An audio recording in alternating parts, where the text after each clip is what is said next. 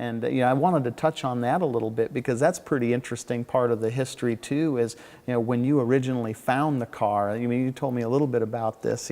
What was that like? How did that all come about? You rediscovering the car? Well, the irony of this whole story is that I had been this young guy working at Vels Parnelli Jones. Now this car was sold about 3 months before I went to work for Vels Parnelli Jones. It was sold out of a garage at the Speedway in '71. To Leonard Foss and J.C. Agajanian. And the story I've been told by Leonard Foss's son years ago when we owned the car was that, J.C. needed a car for Indy and he kept pestering Parnelli to sell him this car, and pestering Vel and Parnelli. And they had taken it to the Speedway in '71 as a backup, and it was in the spare garage around the corner from the two main Vels Parnelli Jones gasoline alley garages. And finally, they decided they'd sell Aggie this car, Aggie and Leonard Foss, and they did, and the car went into the hands of them, and they covered over the lightning bolt paint job on it with white stripes and renumbered it, and it was called the Wynn's Quick Cool Special in '71 at the Speedway, and Sammy Sessions qualified and drove it, and then they ran it the rest of the '71 championship season. They made some races, some they missed, I think, because engine difficulties, but it ran quite a few races the remainder of the season with Sammy Sessions. Wow. And then the car ended up in Leonard Foss's hands because his son told me that his dad actually wrote the check for the car when they bought it from Vel and Parnelli. And it remained in the Leonard Foss's ownership till his death, and then his estate. And when they settled his estate, a rancher from up in Reedley, California in the San Joaquin Valley had bought it. He was a collector of midgets and all kinds of eclectic things, and he bought it and had it for quite a few years, and that's where we found it at. Yeah. But I should also mention to everybody that's watching that this car was the original Johnny Lightning Special. Yeah, that's a really good point. This Lola existed before the 270 PJ Colts were finished. And the 270 PJ Colts, both the winner and the number 15 car that Joe Leonard drove, they were kind of copies of the Lola T150. And I mentioned earlier, Big Noddy, always thinking outside the box, decided to build the Colts and make changes in them that he thought would be better suited. But basically the pickup points and the basic design of the Colts was off of this car, the Lola T150. This was and I mentioned to you that the Lola, they used rounded rivet heads, exposed rivet heads on their tubs. And if you look at the Colts, both the 70 and one winner and a 70 winner, when those cars were fabricated, they used flushed rivets. Yeah. Out in California. The new cars were always constructed for Vels Parnelli Jones in Torrance at the shop there, and Joe Fukushima was the head fabricator, and he was an artist and just a fabulous fabricator. And they did those two cars a bit different than this, but basically the same design. Yeah, absolutely. With improvements. Yeah. So when you found the car, explain that a little bit, what that feeling was like when you got to see it for the first time. My wife and I were living in Southern California, and I had all this knowledge of Johnny Lightning and that period, and we're up to the year 2000 now, so this is 30-some years after these cars raced, and I knew where the other two cars were in the Vels Parnelli Jones collection, and I knew this and that, and I knew where every car was at, but I didn't know where this car was at. And I knew this car had been sold to Aggie and Foss, but whatever happened to it?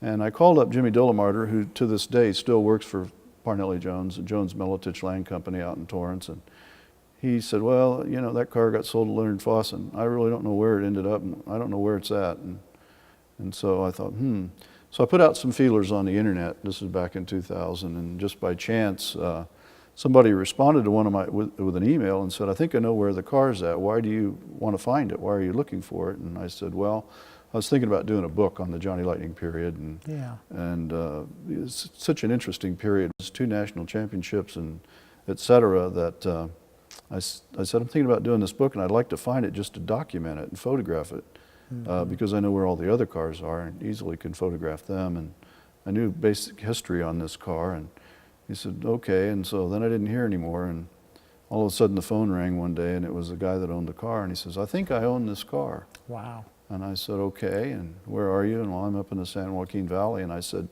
would it be possible if my wife and I drove up and met with you, and could I look at the car and just photograph it and shoot a couple rolls of film? He said, sure, come on up. So we went up, and the guy opened, he had a 140-acre fruit tree ranch, as I recall, and one of his outbuildings was this metal barn-like building, and he opened the door and turned on the lights, and here was this, what had been this collection of stuff, and over in the corner sat this car under an old weathered yellow piece of clear plastic, and the tires were all, these are the same tires, original tires. The car was sitting there with 4 flat tires and pretty dusty, and all the bright work was tarnished and wheels were tarnished, and he pulled the plastic off, and I knew immediately the car was, you know, complete and intact, his last race basically. Wow. By Sammy Sessions, which I think was at Phoenix in the fall of '71, and of course it had been put back to Johnny Lightning livery, and you know, there it sat. So I shot a couple rolls of film, and we had a long conversation that afternoon, and we were ready to leave, and he asked my wife and I if we were interested in buying a car. Well, we didn't really come to buy the car, and so that's, you know, how much do you want for it, and how much will you give us, and or give me, you know. This went back and forth, and this continued with some phone conversations, and to make a long story short, my wife ended up buying the car. Yes. I don't know if I could talk my wife into that. Sometimes I'll drag an old Ford home or something, and yeah, usually I have to explain myself for a long time. And you know, having Dana here is really cool too, because you know, she's right along with us as we've been talking, you know, since you arrived. And well, Dana's a big part of the history of the car. She was actually an owner of the car at one time, and that's cool. Once we picked up the car, we had a guy from LA go up and pick it up with a trailer, and took it up to Gordon McCall's shop in Monterey at the Jetport, and went to work on the car, and cleaning it up and seeing, you know, taking inventory on it and this and that and whatnot, and kind of putting it back into the condition that it is today. As far as racing goes, how did you end up getting out of racing? Was there something? Oh, I worked for Big Noddy at Vels Parnelli Jones, and then he left Vels Parnelli Jones after '72, and I left Vels Parnelli Jones after '72, and I ended up working for Dick Simon on the Travelodge Eagle to start the '73 season, and I worked for him from the beginning of '73 season up till the second Milwaukee race. And we were on the grid at Milwaukee to start the race, and Big Noddy, of course, was over at Patrick Racing by then with Gordy Johncock and Wally Dallenbach, who had replaced the late Swede Savage, who they lost after an accident at Indy. And George walked up to me on the grid and asked me if I'd be interested in going back to work, you know, for him at Patrick. And I asked him, you know, a few detailed questions, and when would this be? And he said, tomorrow morning. So I switched teams. I went with George back over to Patrick Racing for '73 and '74, and then eventually got out. You know, I was in the Marine Corps for quite a few years, 6 years, and got out and used the GI Bill. I went to college and then went to work, and sold real estate in New York City for a long time. And my wife and I were in the restaurant business. We're both retired now, but I got out of racing, but racing never got out of me. Yeah, so. Absolutely, and I can sense that, because it's so much fun being around somebody that's so passionate. You know, I mean, it's, you know, it's all this energy about, you know, the history, and not only just for this car, but for all vintage Indy cars, and that's been a real treat for us. And you know, we're always telling people, because we're in the middle of, you know, we're in the middle of the country. We're in Lincoln, Nebraska, and whenever we meet somebody, like when we met you, we always say, you got to come back to the museum. You got to see what we're trying to do. You know, we're really trying to preserve racing history for the next generation, and you know, it's so hard to, it seems, you know, right now, to try to get young people into, you know, not only racing but even restoring classic cars. What are your thoughts on that? Well, I want to see it go forward and grow. I mean, it's a passion of mine. I think that I'm hoping anyway that young people stay interested in motorsports, whatever they like, whether it be hot rods, drag cars, street cars, Indy cars, or NASCAR or whatever. I'm big on mentoring young people, and Lynn St. James has the RPM Foundation. I'm a big fan of that program, and I've gotten re-involved with Indy cars through vintage IndyCar racing. As I mentioned, I went back to Legends Day at Indianapolis and helped Philippe de Lispinay with the AAR Eagle a year ago in May, and then we kept the car there and had it at SVRA, and just by chance, some friend of mine came up to me in the garage area in Indianapolis at SVRA and said, "Hey, your old Indy car's here." And I thought, really? Where? And he said, "I saw it. I can't remember. There's so many cars here. There's like 650 cars at SVRA." And I didn't know if it was there to run or on display or whatnot. So we didn't have a lot of time, spare time, because I was helping with Philippe's two cars, both the 61 Jack Brabham Cooper Climax and his Eagle. But we finally got some time to walk around, and there, lo and behold, was the Speedway Motors display, and here sits the car. And, you know, I hadn't seen it since the auction at the Peterson, I don't know, 7, 8 years before. And so my wife went up with me, and we looked at the car and oogled and awed over it again. And, of course, John and all the people from Speedway Motors were there, and they came up, and I proceeded to tell them, you know, my wife used to own the car. I was with Vels Parnelli Jones, and I knew you guys owned the car. I knew it was in the museum, but I didn't know that you had, you know, you took out displays and went to different events and whatnot. And I was just blown away with it. And then, of course, you invited us for lunch. And that's when John started in on me. We need to tape an interview. We want to talk to you. We got to get you out to Lincoln. And so it's taken a little over a year. But, you know, we're finally here. And this museum is just spectacular. Oh, that's, yeah, and it's such a treat for us having you here. And that was going to be my next question. You know, after you've had a chance to, I know you haven't touched on all of it yet, but as you've walked around, what are your thoughts on the museum? I've seen a lot of incredible collections, in both in private and public hands. You know, the Speedway Museum, Vels Parnelli Jones collection, when Vel and Parnelli had it at Earl Street in Torrance, and the Chapman Root collection down in Daytona, and a lot of other private things, Dan Gurney's collection of Eagles and whatnot at AAR, and I've never seen anything like this in my life. I mean, the collection itself, the diversity of the collection, the depth of the diversities, whether it's Model T or Flathead Ford, sprint cars, midgets, pedal cars, Indy cars, it's just overwhelming to me. The memorabilia, the art, it's just fantastic museum. I can't speak. You got to come and see the museum, everybody. It's in Lincoln, Nebraska. You must come and see the Speedway Motors Museum. Oh, and we didn't pay him to say that. No, that. they did not. No.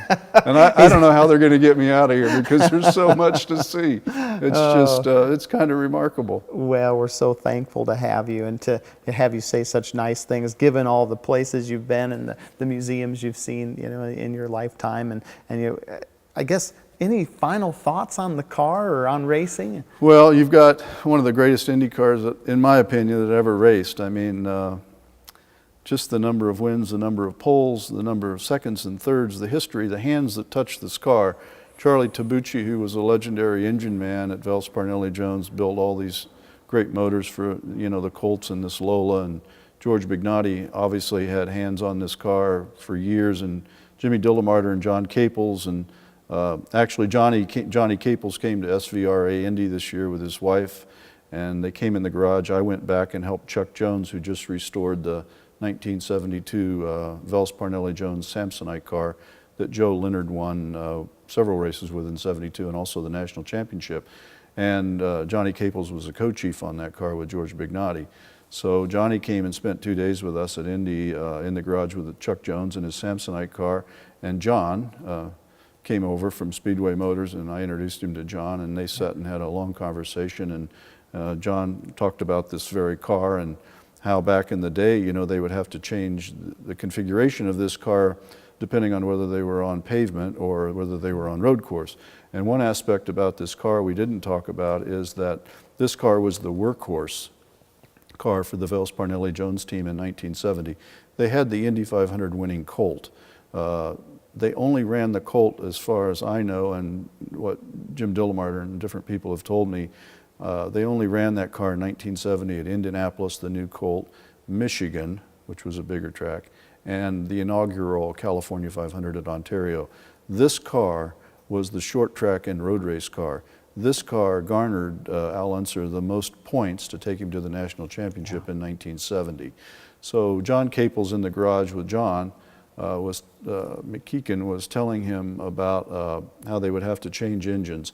So for the short tracks, it would be configured something like this. So with a turbo 4-cam Ford engine in it, But when they would go to Sonoma or Castle Rock, these were all road courses, they'd revert back to a 4-cam, the same style engine, Ford 4-cam, but normally aspirated with a bundle of snakes exhaust, which on this car were painted yellow, and a little bit different bodywork, and just another stunning version of this car.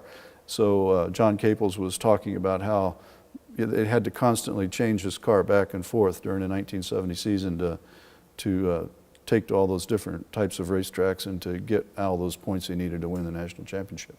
And I believe Al Unser told me one time that this was his favorite Lola that he ever drove. Wow. Now, he drove lots of Lolas.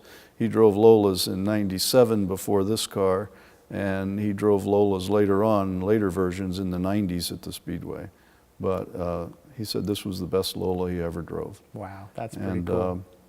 It garnered the most points in 1970 and really was the workhorse car of Vels Parnelli Jones. And then '71, it was a backup car. They had the 270 Colts, they had 2 brand new '71 Colts, and then they also had this Lola.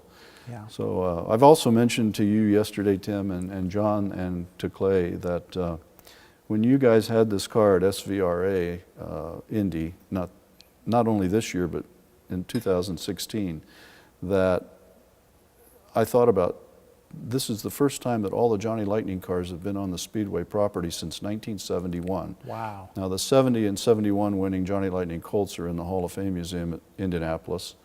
And this car was on display down near Gasoline Alley in the infield. But on top of that, the Johnny Lightning dirt car, which is in the collection at the Speedway Museum, unfortunately not in Johnny Lightning colors anymore, but in Viceroy livery, is sitting there. So all of the Johnny Lightning cars that Al Unser ever drove and won with were all on the Speedway property for the first time since 1971 back in 2016 and again this summer. Wow. So that's kind of a remarkable thing in itself. That Piece is of pretty trivia. cool. Absolutely. Well, that is pretty interesting. You know, as the low guy, I always wondered what it was like when Al Unser walked into the room, you know, on the race team as the low guy on the totem pole. Did he say, "Hey, how you doing, Mike?" Or was it just kind of like, "Hey, how's my car today?" You know? Well, you have conversations, but you know, I wasn't George Big Noddy, Yeah. obviously. But yeah, so yeah, you have to talk to him to a degree. But you know, you're kind of starstruck at 18, and you're put into that sort of environment, and it was rather unique. I mean, you know, life is interesting. It becomes, you know, that becomes normal after a while, you know, and being around George Big Noddy and being around Al Unser and Mario and Joe Leonard and all these other famous drivers who I grew up idolizing as a kid, you know, Roger McCluskey, Lloyd Ruby, Jimmy McElreath, I mean, on and on and on, you know, and here all of a sudden you're in the same environment with them. You're working with them, you're traveling with them, you're eating meals with them. Parnelli Jones sitting down and beside him and eating a meal, you know. Yeah. It was kind of an astonishing thing for an 18-year-old kid from this rural town in Illinois. Yeah. I've had the good fortune for the past 2 years going back to Indy to be invited by my friend Robin Miller of Racer.com and NBC and whatnot to go to dinner with Parnelli and Bobby the past 2 years, and this is a small group, about 6-8 people. I always end up sitting beside Parnelli Jones. You know, and I sit there and I pinch myself at age 64. I'm sitting beside Parnelli. You know, I'm still in awe of these people. Absolutely. You know, so yeah, it's different. Just larger than life folks. Yeah, I was just reading last night, looking at pictures of George Big Noddy. I mean, he was you know, I hate to say it, but he kind of looked like a guy that could have walked right out of the mafia. You know, the dark glasses. You know, he was. I don't know about George. George was a great guy. George was really good to me. George was, you know, he mentored me, and I can't speak highly enough for George Big Noddy. I mean, for what he did for me in my life, and the way he kind of took me under his wing for a period of time. And you know, I used to stay late with him. He'd want somebody to stay late with him if we were plumbing a car or doing something, or he'd have me stay with George Gruber late at night when George was lettering a car or something, and George would say, "You haven't eaten yet, let's go to the Speedway and have dinner." So I'd get in George's Thunderbird, and he and I'd go to the Speedway Motel. That's what he liked to eat there, and we always ate the same thing, prime rib. I mean, I'd never probably eaten prime rib in my life till I knew George Big Noddy. So it's just me and George sitting in the restaurant at the Speedway Motel late at night having this meal. Now think about that. I'm 18, 19 years old at this point in my life, and this is this man that has won Indy 5 times, and we're just sitting there having a conversation. Of course, I would pick his brains about IndyCar history. I was always very interested in that. Yeah. And lots of other things. I mean, we just talk about a myriad of subjects, but you know, I think back on this now at my age, and I just think how fortunate I was and how unique that was to be put into that position, to be able to experience that, you know. Yeah, that is really cool. Well, I kind of feel the same way. I get to hang out with guys like you. It kind of boggles your mind. And then what's interesting, we turn the clock forward to, you know, this day and age, and I got re-involved with vintage Indy cars a couple of years ago, and I've really kind of stepped back in it, so to speak, and gotten to know a lot of the vintage IndyCar people and the owners and restorers, and it's the fastest growing, one of the fastest growing areas of motorsports right now. And this is really a great group of people that have brought all these cars back to life and taken to these events, whether it be Legends Day or just last weekend at the event that Gary Monshine did in conjunction with his business Classic Racing Times at Pocono, in the Pocono 500. There were 51 vintage Indy cars there, and just a spectacular display in the paddock to be a fan, you know, to go down and be able to see these cars and hear them warm up, see them run, whether you're a young fan or an older fan, is kind of, you know, unique and remarkable. And I can tell you those paddocks at those events are full of people. Isn't that great? They're every bit as busy almost as the IndyCar paddock itself is. Wow. So I think it's a wonderful thing that these cars have been preserved, restored, that they're taken out and exercised and put back before the public again, because this car truly represents one of the greatest periods in Indianapolis history. Yeah. How do you think new cars will fare as we go forward with all the carbon fiber and your resins that? Well, you know, friends of mine that are in the restoration business, Rick Duman and George Petrovich and Walter Goodwin and some of these guys, you know, those cars are being restored too. The question is, how's the carbon fiber going to hold up as we go forward? This car is all, you know, the bulkheads in this car are all tubular steel, square tubular or round tubular depending on the car, and then the skin is all hand-formed aluminum, so there's no carbon fiber in these cars at all. Yeah. The nose is fiberglass. Other bits and pieces on Indy cars back in that era were fiberglass, but no carbon fiber. So this car is going to last for, you know, in perpetuity. A carbon fiber car, you know, I don't know. It's going to be interesting to watch that and see how those cars hold up and you know, as we go forward in time. Yeah, absolutely. But they're all great cars. Yeah, you're so right about that. Yeah, larger than life. Very cool. Well, Mike, I got to tell you, this has been a real treat. Thank you. Thanks so much for coming and spending time with us. Thank you for having us. It's and I know we're just getting started. Yeah, we're just getting started. We got a lot we got more here to late look at. yesterday, and we saw a little bit yesterday afternoon and earlier today. But you know, this collection is just overwhelming. I mean, for anybody to have had the foresight that Speedy Bill Smith had to put this together, and it's simply amazing. It's just simply amazing. And I encourage anybody that's interested in motorsports or race cars or hot rods to come to Lincoln and see this museum. I mean, well, thanks, Mike. You won't regret it. And we want you to all check out the registry too, because that's such a rich, you know, place to go and learn about the vintage cars. And I can't wait. I'm going to dig into it. I'm going to dive in head first. It's very exciting. I think, you know, what always strikes me just as kind of one final parting thought is, you know, the objects are wonderful, but you mentioned how many hands touch this car, and it really comes down to the human story. And I think the best part for me, you know, being a curator at a museum like this, is the wonderful people you meet. And I'm just so thankful for this opportunity, and it's been a lot of fun so far. I'm excited for the rest of our day and on to tomorrow. Well, as am I. And I got to meet a lot of incredible people when I was in motorsports and maintaining contacts in motorsports, but I continue to meet incredible people like all of you guys here. And, you know, I had no idea that, you know, something like this really existed to the degree that it does. And to be invited here and to meet everybody and to share this passion with all of you who have the similar passion is really a rewarding experience for me. Well, it's great to have you here, Mike, and your wife as well, Dana, with us. It's a real treat. And for everybody out there listening, sure appreciate you tuning in to us today here at the Museum of American Speed. And thank you, and hopefully we'll see you again next time.